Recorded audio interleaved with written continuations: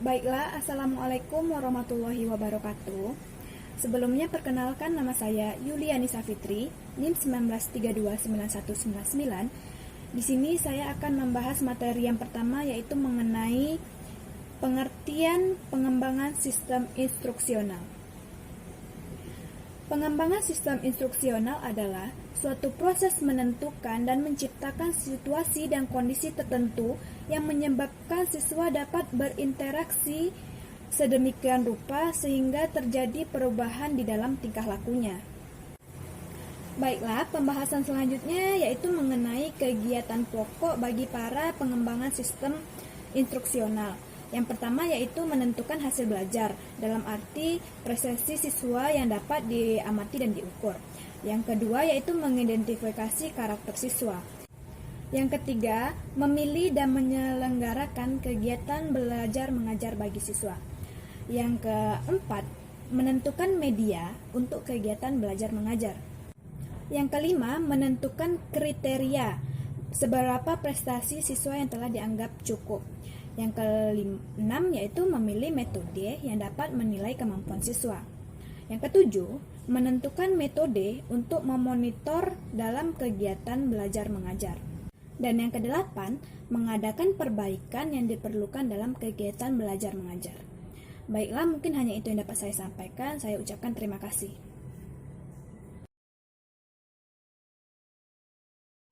Baiklah, Assalamualaikum warahmatullahi wabarakatuh. Saya Gima Septia Putri, NIM 19329098 akan menjelaskan materi kedua mengenai model pengembangan sistem instruksional. Ada beberapa model pengembangan sistem instruksional, antara lain sebagai berikut. Yang pertama, model Bell, Hart, and Benetti. Pengembangan instruksional model Benetti ini dapat diinformasikan dalam 6 langkah sebagai berikut.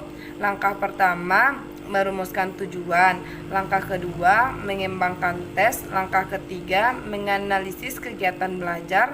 Langkah keempat, mendesain struktur instruksional. Langkah kelima, melaksanakan kegiatan dan mengetes hasil. Langkah keenam, mengadakan perbaikan. Yang kedua, model BRICS. Model BRICS ini berorientasi pada rancangan sistem dengan sasaran dosen ataupun guru yang akan bekerja sebagai perancang kegiatan instruksional maupun tim pengembangan instruksional yang susunan anggotanya meliputi dosen, administrator, ahli bidang studi, ahli evaluasi, ahli media, dan perancang instruksional.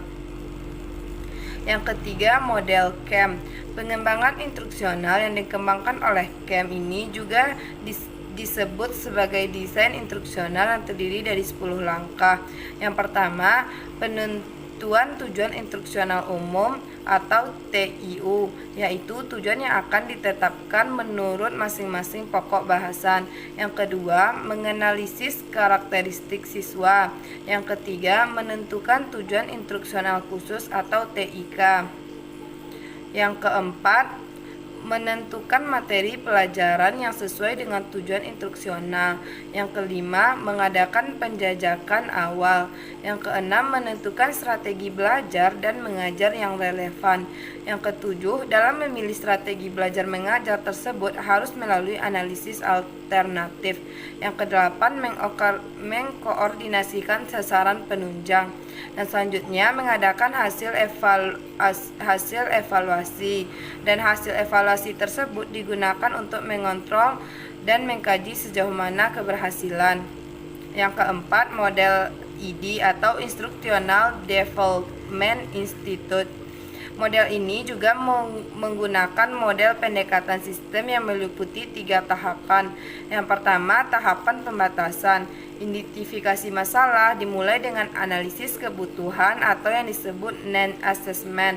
Pada dasarnya, need assessment ini berusaha menemukan suatu perbedaan antara apa yang ada dan apa yang idealnya. Yang kedua, tahap pengembangan. Identifikasi tujuan. Tujuan instruksional yang hendak dicapai perlu diidentifikasikan terlebih dahulu, baik tujuan instruksional khusus TIK yang disebut enabling objective, dan yang ketiga tahap pengembangan. Dan yang ketiga, tahap penilaian. Yang pertama, tes uji coba. Setelah prototipe program instruksional tersebut disusun, maka langkah berikutnya harus diadakan uji coba. Uji coba ini dapat dilakukan pada sampel audien untuk menemukan kelemahan dan kebaikan serta efisiensi dan keefektifan suatu program yang dikembangkan. Kedua, analisis hasil. Hasil uji coba yang dilakukan perlu dianalisis, terutama yang berkenaan dengan: 1. Apakah tujuan dapat dicapai? 2. Apakah metode atau teknik yang dipakai sudah cocok dengan pencapaiannya? Ketiga, apakah tidak ada kesalahan dalam pembuatan instrumen evaluasi? Keempat, apakah sudah dievaluasi hal-hal yang seharusnya perlu dievaluasi? Itulah materi kedua dari saya. Sekian, terima kasih. Assalamualaikum warahmatullahi wabarakatuh. Baiklah, saya di sini Rahmi dengan NIM 1932939 yang akan melanjutkan materi selanjutnya, yaitu tentang model prosedur pengembangan sistem instruksional atau PSSI.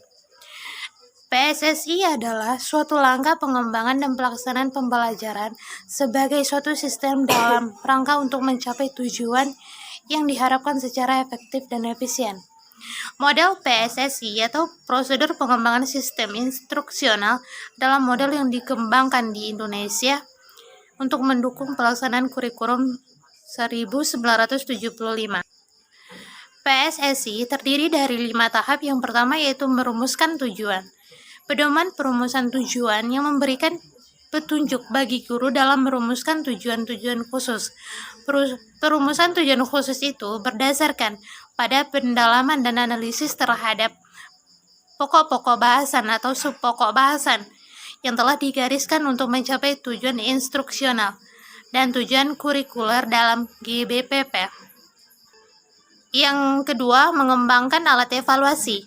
Alat penilaian yang memberikan petunjuk tentang prosedur penilaian yang akan ditempuh, tentang tes awal atau pre-test dan tes akhir post-test, tentang jenis tes yang akan digunakan, dan tentang rumusan soal-soal tes sebagai bagian dari satuan pelajaran.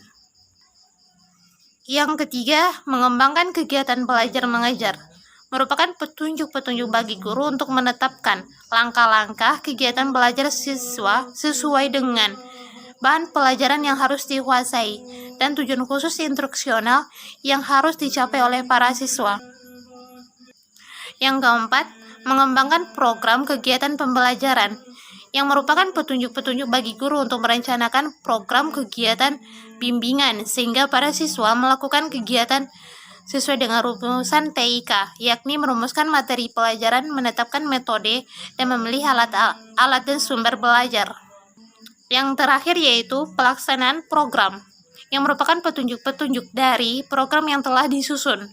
Petunjuk-petunjuk itu berkenaan dengan dimulainya pelaksanaan tes awal, dilanjutkan dengan penyajian atau penyampaian materi pelajaran sampai pada dilaksanakannya penilaian hasil belajar. Baiklah, itulah pembacaan materi terakhir oleh saya sendiri. Saya ucapkan terima kasih.